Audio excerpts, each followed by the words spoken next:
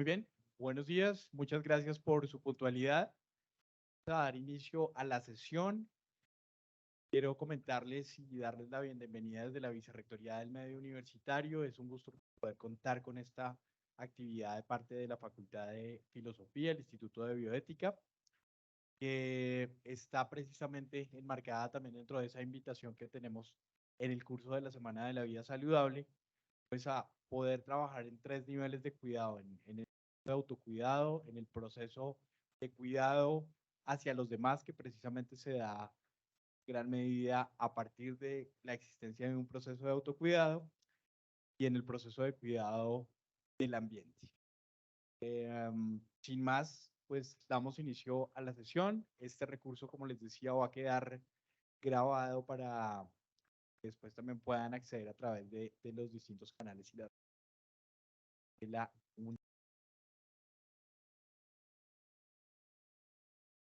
Gracias. Buenos días de nuevo. Muchas gracias por estar aquí con nosotros, acompañarnos en este momento. Y tenemos entonces hoy participación de la Facultad de Filosofía del Instituto de Bioética en esta semana de vida saludable. Esta conversación, este diálogo que vamos a hacer aquí hoy, pues entre nosotros y con ustedes, en esta horita que tenemos sobre la vida buena y la vida saludable en tiempos de reformas.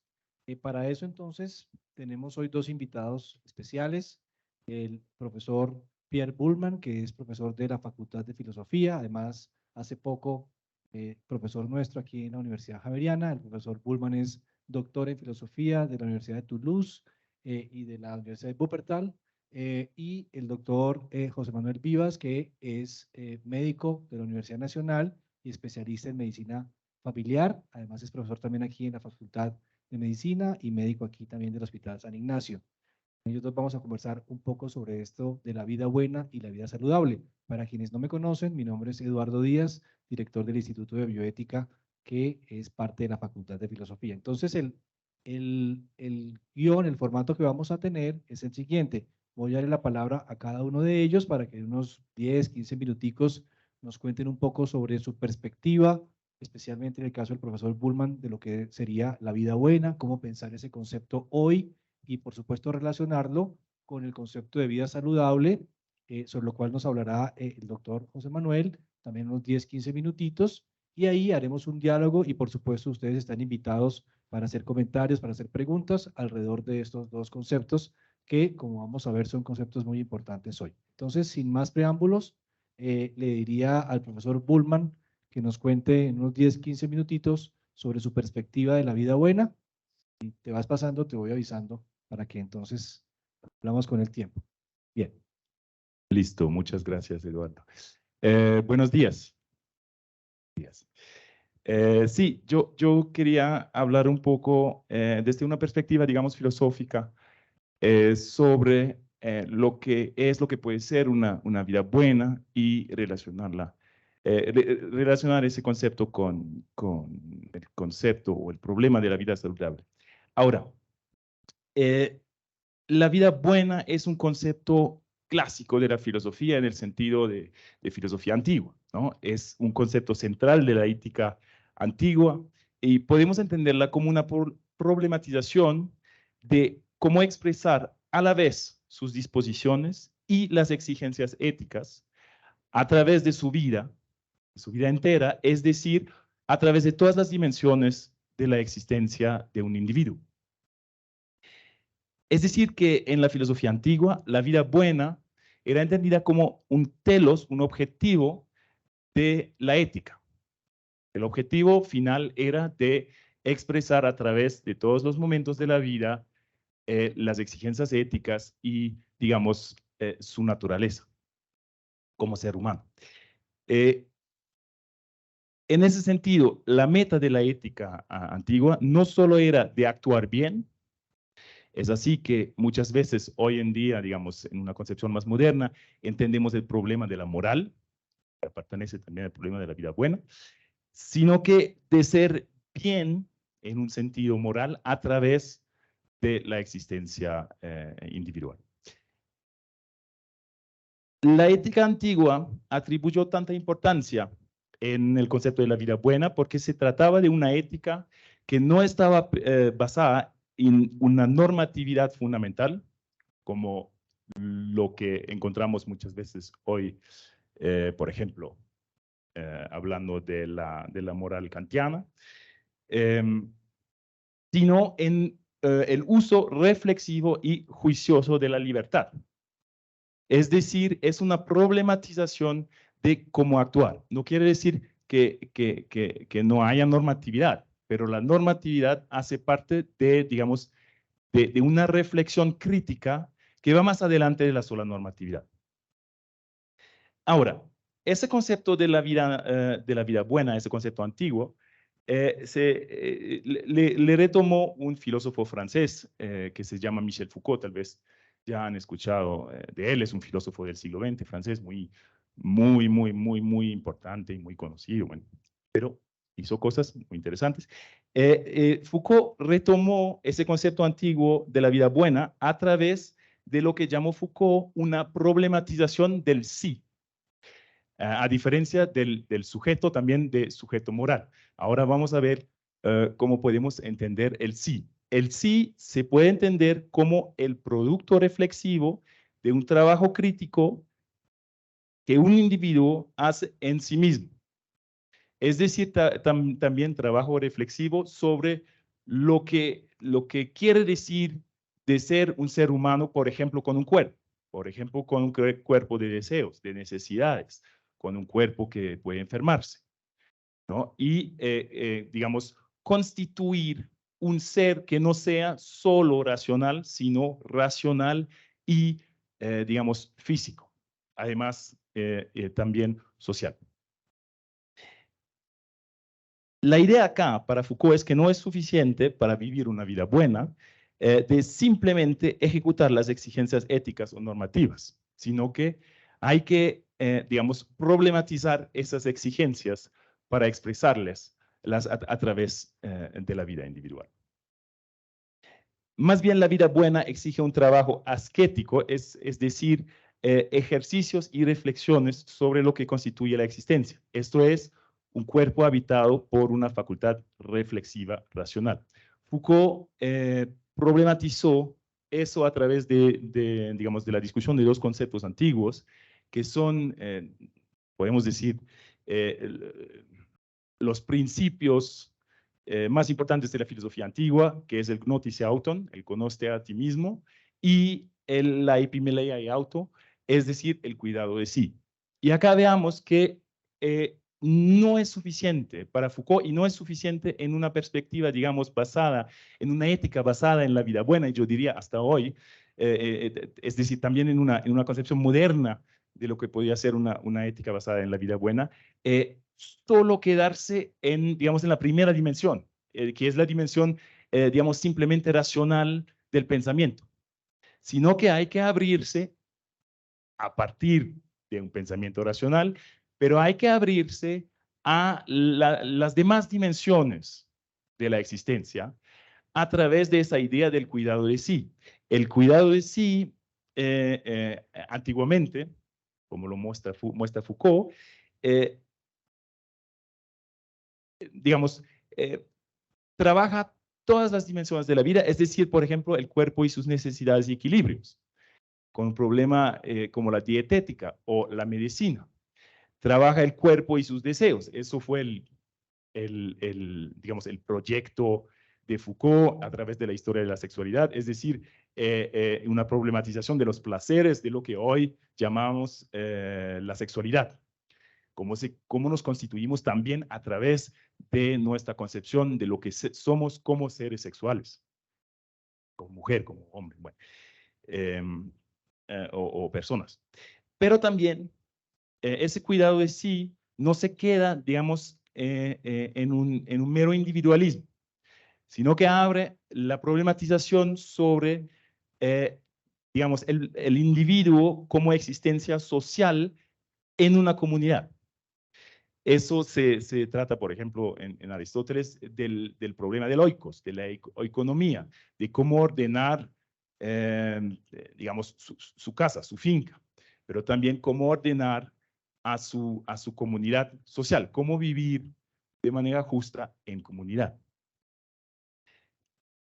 De ello resulta que el sí, que debe ser portador y expresión de la vida buena, solo puede constituirse a través de una problematización, pues, de toda la existencia, física, racional y social.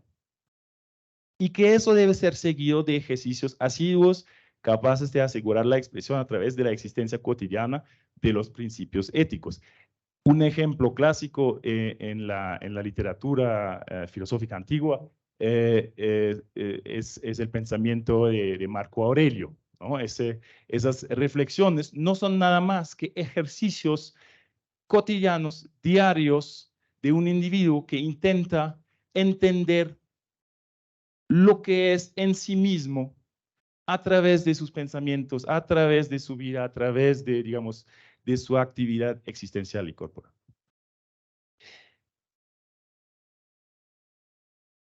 Ahora, para la relación a la vida buena y la vida saludable, espero que todavía tengo tiempo. Gracias. De lo que hemos dicho, podemos deducir que la vida saludable hace parte del esfuerzo de conducir tal vida buena. Aunque hay que ponerse de acuerdo primero sobre lo que es, en ese sentido, una vida saludable. Yo diría, en un primer intento de definición, que la vida saludable es, en ese sentido, podría entenderse como una vida que logra a través de y gracias a un trabajo reflexivo y ascético continuo, de instaurar una relación equilibrada entre las necesidades, los deseos y las exigencias vitales y existenciales del individuo.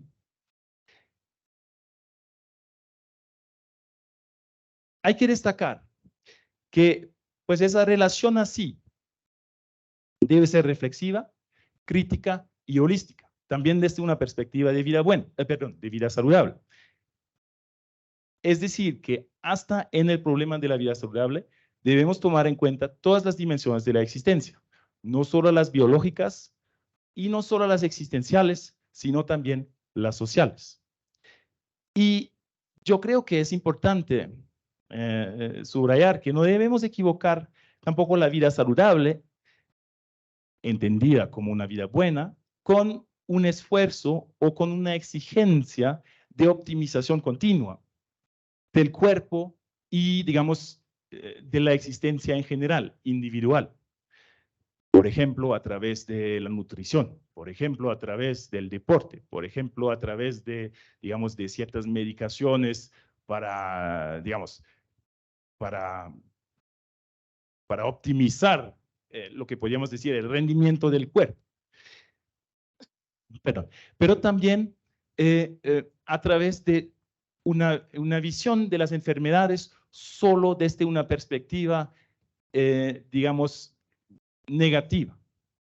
Es decir, que yo creo que desde una perspectiva ética hace parte también del esfuerzo de vivir una vida saludable, digamos, de esforzarse a establecer y a entretener una relación con lo que es ese cuerpo que es nuestro.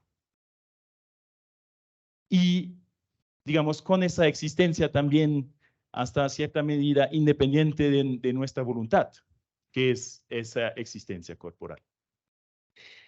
Eso es decir, claro que desde una perspectiva ética, una vida que sea saludable, que sea ética, es una vida que se esfuerza a producir y a producir, no voy a decir producir porque podría indicar algo equivocado, un esfuerzo a dar sentido a su existencia. Y ese sentido tiene que ser reflexivo también con el cuerpo. Eso es el reproche clásico del concepto, de la concepción, que sería una concepción neoliberal de Foucault. Yo no estoy de acuerdo para nada con esa concepción del cuidado de sí, que no tiene nada que ver con los esfuerzos de optimización que vemos, digamos, en el ámbito social hoy en día. Al contrario, si la vida saludable, si la vida buena es un esfuerzo reflexivo crítico, se trata pues de pensar de manera crítica también las lógicas sociales que se encuentran a la base de tal fenómenos supuestamente éticos. Es decir, las lógicas sociales también que en un primer momento producen la manera en la que nos pensamos, digamos, de manera no reflexiva como individuos, que pueden ser equivocadas, que pueden ser falsas o que pueden tener a menos resultados, digamos, en la constitución de sí equivocados. Ahora, eso significa pues que la vida saludable no puede concebirse simplemente como una optimización en el marco de una normatividad preestablecida, cualquiera que sea. La normatividad es importante y yo, digamos, quiero destacar eso desde una perspectiva, si hablamos de, digamos, filosóficamente, desde una perspectiva de la vida buena, de las reformas de salud. Me parece que una cosa muy interesante y muy importante en las reformas de salud es de entender el derecho a la salud como derecho universal. Es decir, que desde una perspectiva ética, las exigencias universales, yo como filósofo, a menos diría que por supuesto existen, pero no pueden existir de manera, digamos, solamente abstracta o de manera anhistórica o de manera, digamos, solamente legal, sino que esas exigencias universales son exigencias que deben tratarse y discutirse también al nivel ético, sí, de manera crítica y que deben encontrarse a través de las prácticas sociales. Es decir, que a menos desde un punto de vista ético, y voy a terminar con eso, la vida saludable no vale por y en sí misma, pero necesariamente tendrá que ser puesta en relación con el marco más amplio que proporciona la concepción de la vida buena. Y eso es decir, que desde una perspectiva filosófica, decir que si toda vida buena también debe ser necesariamente una vida saludable, hasta un cierto punto. Y en cuanto es una reflexión sobre sí mismo en su existencia, la vida saludable en sí misma no es suficiente para convertirla ya de sí misma en una vida buena. Muchas gracias.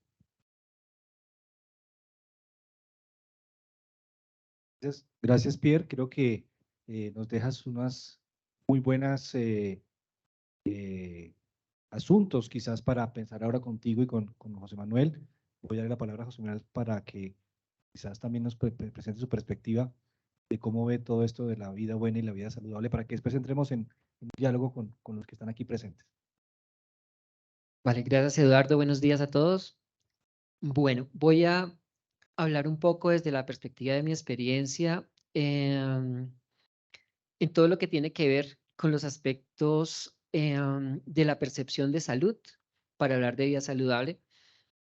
Y es que, pues, este tema de la salud es un tema que ha sido muy complejo porque definir salud es bastante difícil. Y estas definiciones de salud, además, pues son variables, dependen de la cultura, dependen de la época de la que estemos hablando, depende incluso del grupo social en el que estemos. Y eso hace también muy difícil hablar de vida saludable y además, ¿qué debemos hacer para lograr esa vida saludable? Entonces, empezaremos diciendo que el concepto de salud ha evolucionado muchísimo a lo largo de los años. Los conceptos son bastante variados y puede ser vista la salud, depende del sitio donde estemos ubicados. Un ejemplo es, por ejemplo, el contexto médico asistencial en el que yo estoy. En este contexto puede ser mucho más fácil definir la salud por su opuesto, ¿sí? Es decir, pensar que una persona es saludable porque no le encontramos una enfermedad, ¿sí? Y porque no tiene un padecimiento aparente dentro de sus síntomas. Esto pues es también muy relativo. Yo tengo pacientes que me dicen, doctor, vengo para tal cosa puntual. Yo les digo, les propongo tomarnos estos exámenes. Y me dicen, no me tome nada más, doctor, porque usted algo me encuentra, ¿sí? la concepción, digamos, de salud del médico puede ser una concepción diferente a la del paciente. La del paciente es una concepción de dolencia, de padecimiento, de sufrimiento, de la cual los médicos, entre otras cosas, no sabemos mucho. Sabemos de enfermedades aparentemente, pero no de padecimientos. Eso nos toca explorarlo en cada uno de los pacientes.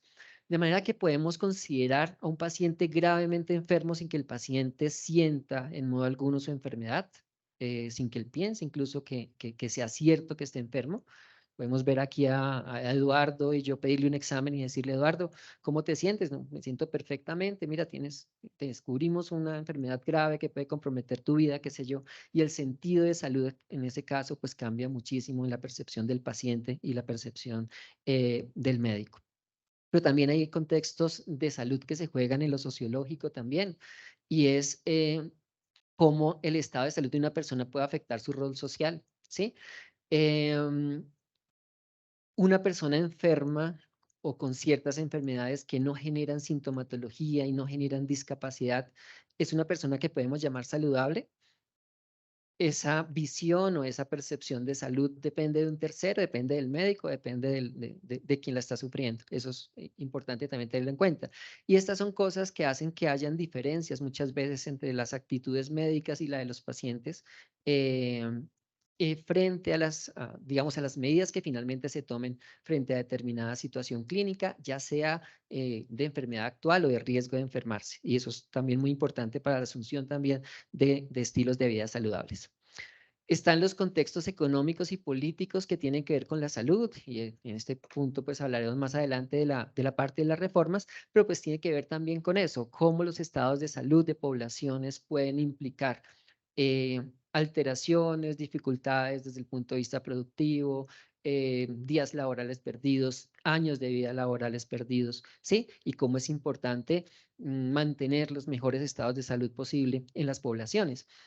Cómo la libertad, la democracia, la igualdad tienen mucho que ver también con la salud. Es una situación bilateral. Por eso esta parte de establecer la salud como un derecho fue tan fundamental para que precisamente la salud y los estados asumieran realmente conductas más allá de los sistemas médicos o los sistemas de salud para lograr pues esta anhelada salud, por así decirlo. Entonces, bueno, podemos decir entonces que si es de esta manera, la salud y es una visión que cambia según los contextos, no es una cosa rígida ni tampoco necesariamente un estado, va a haber una carga muy importante de valoración sobre lo que es deseable, lo que es útil y lo que es bueno. Deseable, útil y bueno. Podemos tener como personas una perspectiva, una expectativa de salud no lograble, ¿sí? Yo puedo ser mono, ojiazul y guapo y posiblemente nunca lo consiga y eso generarme a mí una percepción clara de que algo está mal en mí, que yo debo ser diferente y posiblemente me lleve a hacer cosas que puedan implicar incluso riesgos de salud. Quizás me haga una operación, quizás, qué sé yo, asumo una serie de conductas gracias, digamos, a esa percepción de mí mismo y a esa expectativa que puedo tener de lo que yo debiera hacer desde el punto de vista digamos, físico o mental. Entonces, la salud también tiene que ser entendida como una situación de expectativa, de perspectiva, de ideal, y eso también muchas veces nosotros lo vemos en la consulta con nuestros pacientes, pacientes muy ancianos que dicen, bueno, es que ya no puedo hacer ciertas cosas, tengo dificultades para manejar.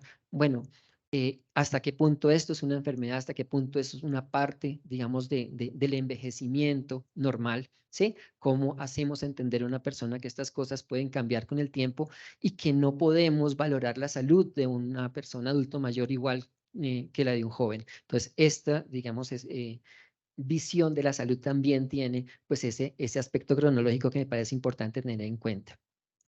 Entonces, podemos mirar la salud desde un punto de vista puramente corporal, podemos verlo desde el punto de vista psíquico, y desde este punto de vista vienen también los comportamientos adecuados que nos lleven pues a llevar ese estado de salud que nosotros entendamos.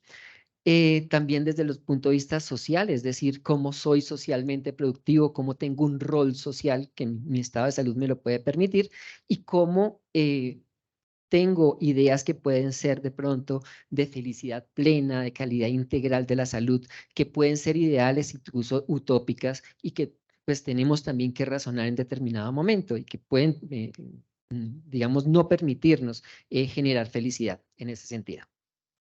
Entonces,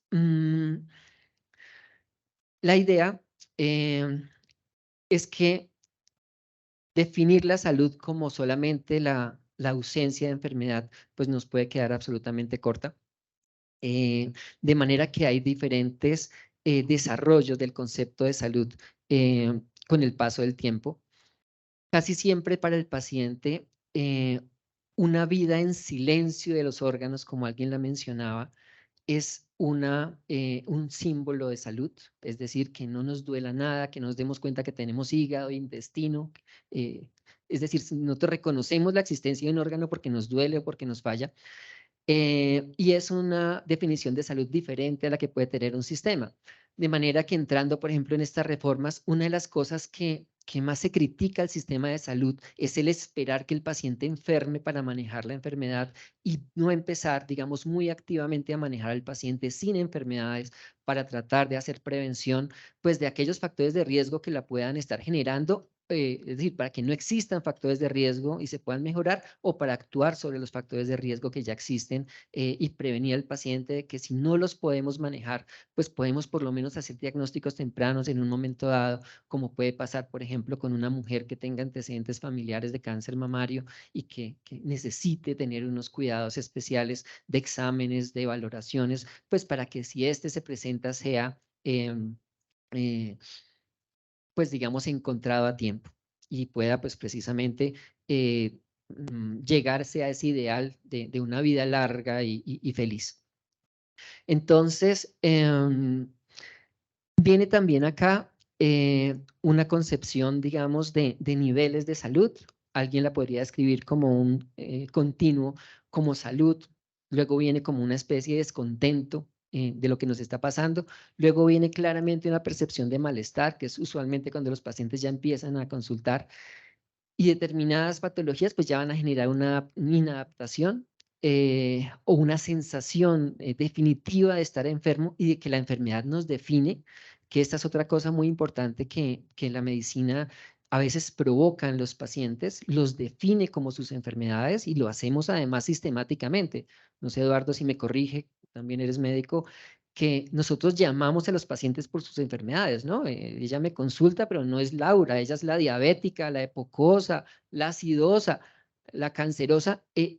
Nosotros tenemos una forma de expresarnos a los pacientes como si su enfermedad los definiera.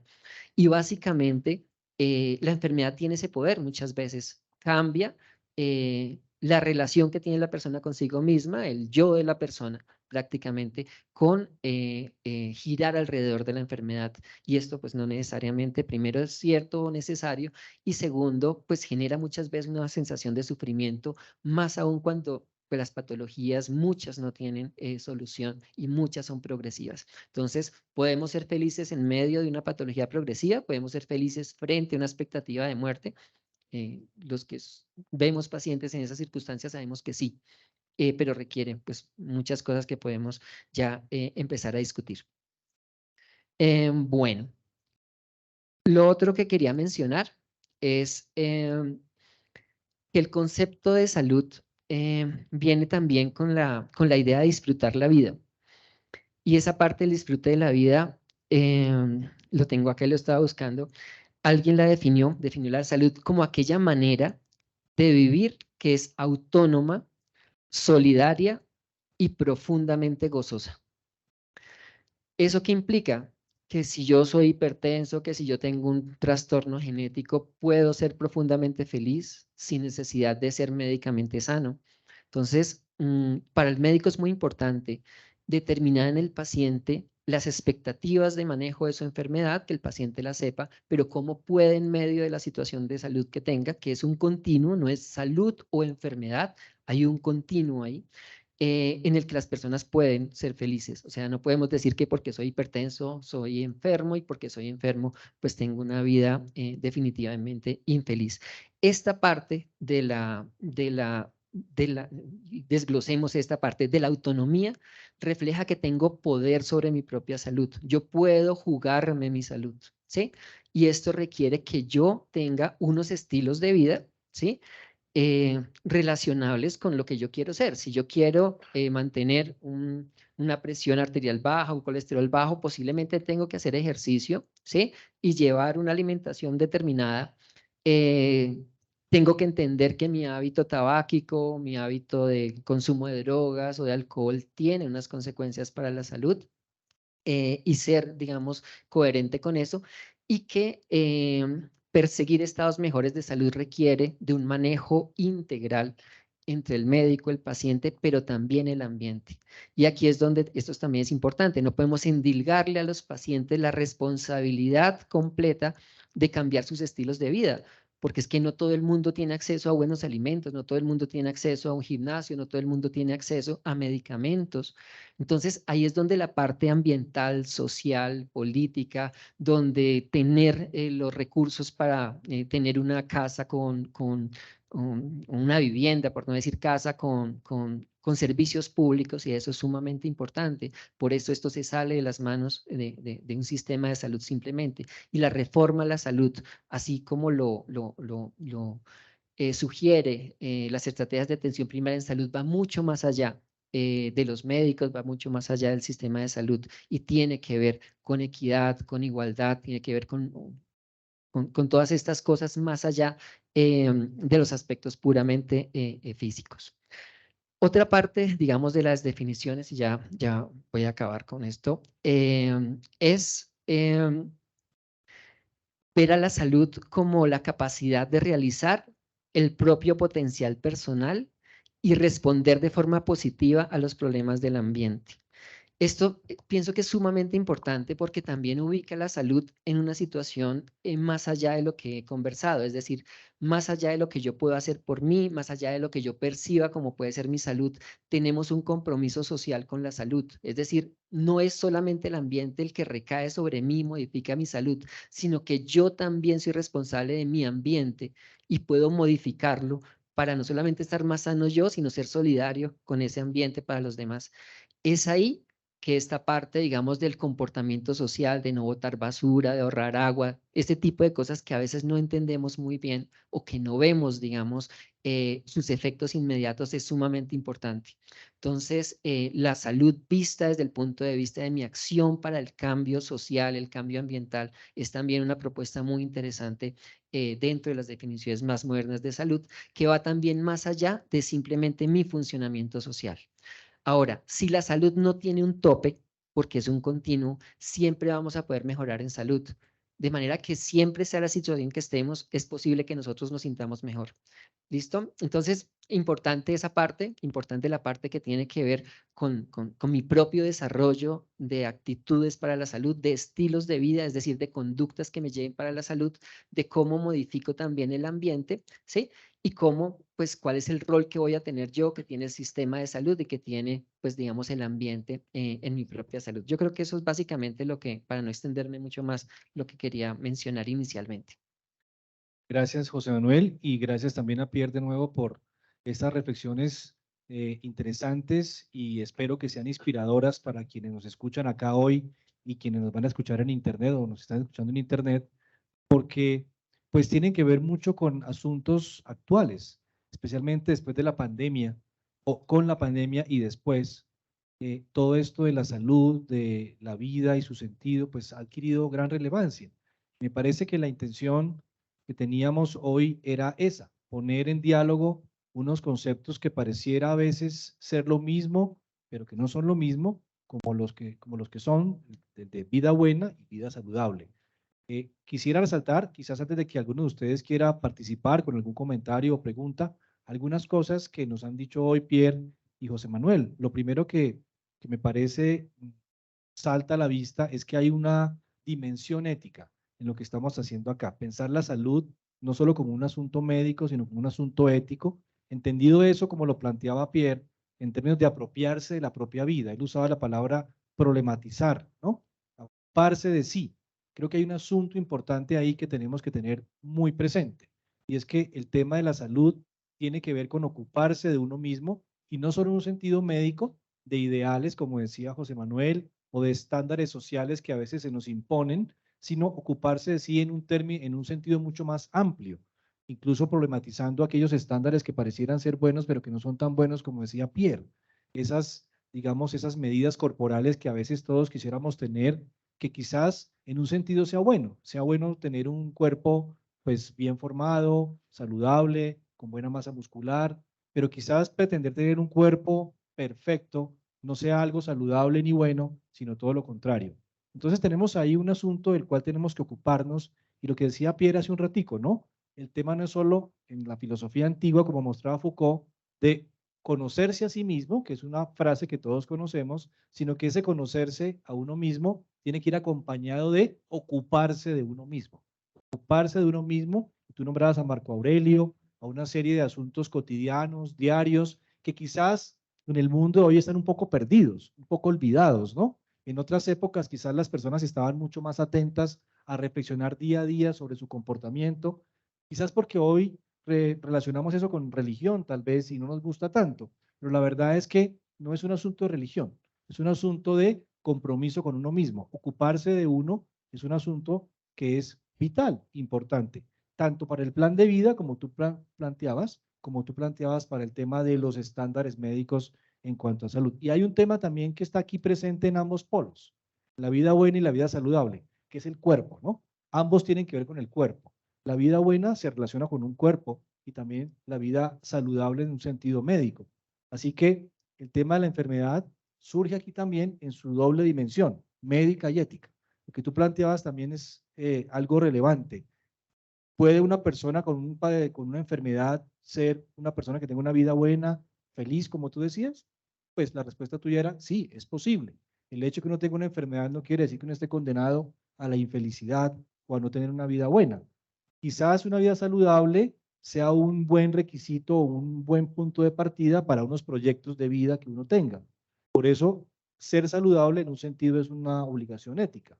Pero que uno no tenga los estándares médicos totalmente en lo perfecto, no quiere decir que uno no pueda tener un plan de vida éticamente aceptable.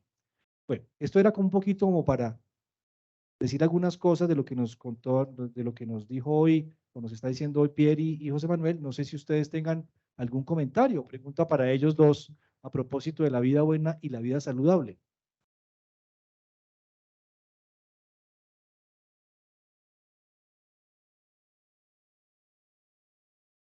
Gracias a los ponentes. Muchas gracias, de verdad. Me pareció muy bonito que dijeron. La pregunta es sencilla y es en esto de, sobre todo el primer auto del cuidado de sí que mencionabas, ¿qué lugar ocupa la espiritualidad en eso, desde su perspectiva?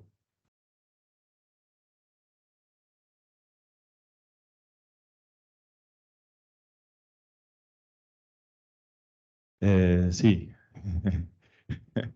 La pregunta es, ¿qué es el lugar de la espiritualidad? Y la respuesta tiene que ser rápida. Estamos en televisión. Bueno, muchas gracias por la pregunta. Eh, para ser cortico. Yo creo que la idea de Foucault, más que todo, es de proponer una manera, digamos, nueva de pensar, digamos, el problema ético. Es decir, que el lugar de la espiritualidad, si lo entendemos de manera muy amplia, siempre es una dimensión de esa problematización de su propia vida.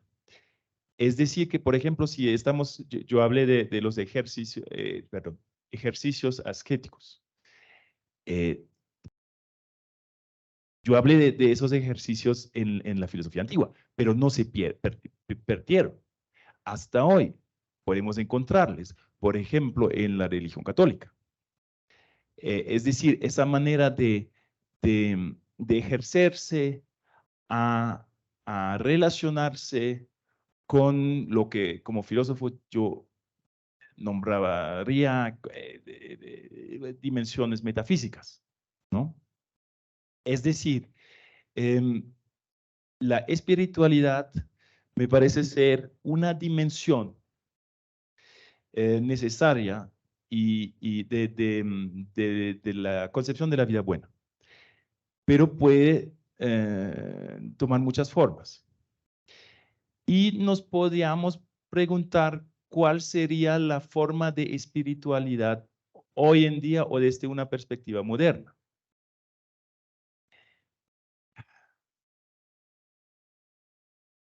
Porque tengo que ser cortico, ¿no? Pero tal vez un problema que tenemos también filosófico hoy es, en cierta medida, ese problema de la espiritualidad en una falta de sentido. Y en una falta de poner el problema del sentido en la existencia individual. Y me voy a terminar con eso. Pero tú pensarías que es posible una vida buena y saludable sin considerar la espiritualidad, o es necesaria como condición para pensar una vida buena y saludable. Bueno, en ese momento tenemos que entendernos sobre cómo entendemos la espiritualidad. Yo creo que hay, digamos, en la historia podemos encontrar varias formas históricas, tradicionales, de espiritualidad. Hasta la filosofía como práctica. Me parece ser, aunque se pierde muchas veces hoy, se pierde de vista, es una práctica también espiritual. Es una práctica de cuestionamiento, no solo metafísico, sino también, sí, ético, moral y espiritual. En ese sentido, yo creo que eso es también, si entendemos espiritualidad como una manera de buscar un sentido, podemos encontrar lo que dijo José Manuel, ¿no? Es decir, también como problema, por ejemplo, para el personal médico, ¿no? ¿Hasta qué punto, por ejemplo, tenemos que tratar enfermedades y a partir de qué punto tenemos que encontrar otras maneras de acompañar, de ayudar a pacientes? ¿No? Y me voy a acabar con eso, pero hay una dimensión que en la filosofía antigua también es central, de la que no he hablado, y es que la filosofía se concibe en la antigüedad también y siempre como una manera de aprender a morir. Es decir, de aprender digamos, a realizar toda la existencia, hasta digamos, su término más absoluto. Y yo creo que esa exigencia también digamos, de pensar su vida como una vida humana determinada en el tiempo, hace parte del problema también, no solo de la vida buena, sino de la vida saludable. Y en ese momento la espiritualidad tiene un papel preponderante. No sé si contesté bien a... Vale. Yo podría de pronto añadir algo. Este es un tema interesante que nosotros revisamos con los residentes de cuidados paliativos, que es una especialidad que maneja pacientes en estados de salud bastante complejos o en pacientes terminales. Y desgraciadamente es un aspecto muy olvidado por la medicina. Es decir, la medicina prefiere no meterse en camisa de 11 varas, sino concretar todo y mantener, digamos, una relación muy cercana con el conocimiento, con lo que tiene evidencia. Y estas cosas espirituales suelen ser casi que ruidosas para muchos médicos y no abordarlas como tal.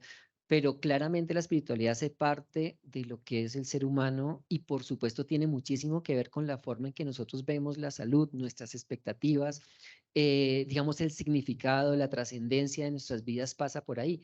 Y eso simplemente se ve expresado también en tradiciones, se ve expresado en acciones de nuestra vida diaria. De manera que intervenir en este tipo de cosas resulta muy útil para pacientes, sobre todo que tienen enfermedades graves y que, digamos, vuelven a tener o tienen una relación con este aspecto de la espiritual muy diferente. Las personas suelen tener una, como un retorno a las situaciones trascendentes cuando ven en peligro su vida, cuando, digamos, las cosas cambian dentro de lo que ellos estaban pues esperando a través de la vida, y los valores y las prácticas pues tienen que ver con eso. Con ello revisábamos qué tan importante pueden ser los resultados en salud cuando abordamos la espiritualidad de los pacientes, ¿sí? Cuando el paciente puede hacerlo, esto pues, no lo hacemos los médicos necesariamente, acá afortunadamente tenemos apoyos espirituales en el hospital, y está, por ejemplo, que esa asistencia a los servicios espirituales, no necesariamente religiosos, se asocian con menor riesgo de mortalidad, de suicidio, menor consumo de alcohol, marihuana, drogas ilícitas, una percepción de calidad de vida mucho mejor, menos tabaquismo, menos síntomas depresivos. Y menos, bueno, las conductas suicidas que ya mencionaba. Eso, digamos, está visto en evidencia ya. Cómo es tan importante el abordaje de este tipo de cosas y una espiritualidad que obviamente respete ese concepto por parte del paciente. Eso me parece como importante tenerlo en cuenta. Ahora, la explicación que tiene el paciente de sus enfermedades puede también ir de la mano con la espiritualidad o con conceptos más allá.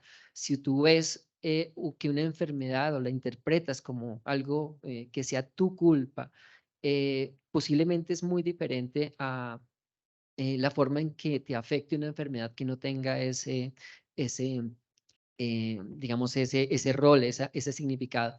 Ahora, la enfermedad desde un punto de vista de cierta religión puede ser, digamos, un reto, una forma de llegar al cielo, qué sé yo, según la creencia que tenga la persona. Y bueno, bienaventurados los que sufren porque ellos heredarán la tierra. Sí, me entiendes, no necesariamente una enfermedad pues puede ser una carga negativa, puede ser incluso una oportunidad para reencuentro personal, para un reencuentro pues con la idea de ser supremo que se tenga en ese sentido. Gracias, José Manuel. Bueno, pues estamos cortos de tiempo, pero no sé si hay algún otro comentario, pregunta sobre de pronto unita más y terminamos. Todos estamos ya con el tiempo. Bueno, Bueno, de pronto más lo que quería era como comentar algo, que pues es como lo que ustedes explicaban, me pareció muy interesante porque ponían dos puntos de vista y creo que en términos generales la salud lo veíamos más desde la parte del cuerpo o de pronto de la parte medicina, pero creo que ese concepto ha cambiado mucho justamente porque ahora salud es como un complemento de todo, desde lo mental, desde lo emocional y pues ustedes bien mencionaron varias de estas cosas. Digamos que hoy en día también sucede algo y es que tenemos más conciencia de eso, justamente porque hablando en términos de enfermedad, muchas personas también están enfermas por cosas que han vivido. De hecho, vivimos a diario en situaciones donde básicamente nos dicen, no, todo es estrés o todo es ansiedad o suele pasar esto, digamos, hoy en día incluso en la medicina muchos médicos dicen eso. Pero si complementáramos esa situación con la espiritualidad y con lo que se ha venido mencionando, creo que es como ese equilibrio que se puede lograr, que efectivamente tener una enfermedad no es un indicio de que tengas que estar mal, que es lo que ustedes decían, sino que se complemente con otras cosas para tratar de tener ese estilo de vida saludable, que es lo que todos quisiéramos en realidad, pero que se vea la salud como un todo, como internamente, la búsqueda de uno mismo.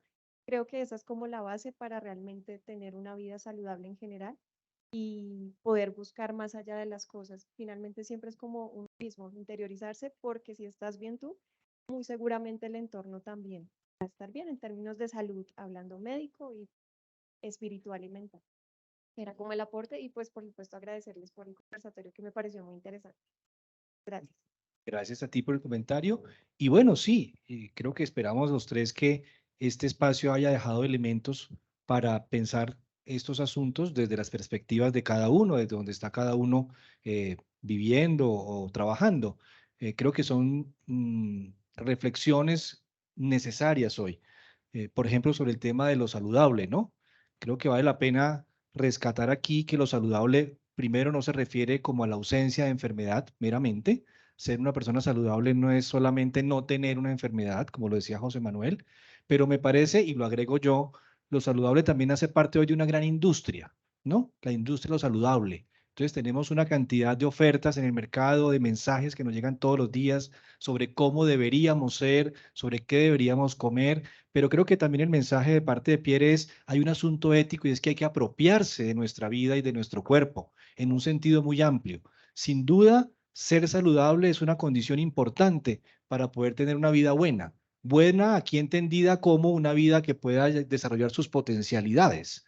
Buena en el sentido aristotélico, ¿no? De que podamos ser lo que estamos llamados a ser. Entonces creo que, aunque eso es necesario, tener una vida saludable, un cuerpo sano, no quiere decir que si tenemos un desarreglo, una enfermedad, no podamos de todas maneras llevar a cabo nuestros planes de vida y en todo caso la medicina hoy ofrece muchas posibilidades para salir adelante ante las diversas circunstancias. Queda como pendiente lo que tú dijiste, José Manuel, olvidé preguntártelo, pero lo dejo para que lo pensemos entre todos, esta diferencia que tú hiciste entre enfermedad y padecimiento, que me parece que es importante, ¿no? Porque enfermedad y padecimiento no es lo mismo. No sé si ahorita te regalo 2 minutitos para que digas 2 cosas sobre eso, porque me parece que es interesante e importante quienes nos escuchan. Pero bueno, quiero terminar mi pedacito diciendo que el tema de lo saludable, pues es fundamental, pero no es una cosa que, digamos, si no está del todo, nos impida llevar una vida buena. Y otra cosa que también quedó importante hoy es que todo tiene también que ver con con lo social, ¿no? La estructura social es importante, el ambiente. Hoy no entendemos esto como una manera muy individualista, sino que lo saludable y la vida buena tiene que ver también con las relaciones sociales, con la economía, etcétera. No sé si tú quieras 2 minutitos decir algo entre la diferencia entre padecimiento y enfermedad. Bueno, yo les decía que los médicos nos creemos expertos en enfermedades, pero que somos completamente ignorantes en padecimientos. El que conoce el padecimiento es el paciente. ¿Qué quiere decir esto? Que las enfermedades conllevan una serie de significados que vienen desde lo personal, lo cultural, lo vivencial, que implican para ellos situaciones diferentes a lo que los médicos entendamos como una enfermedad.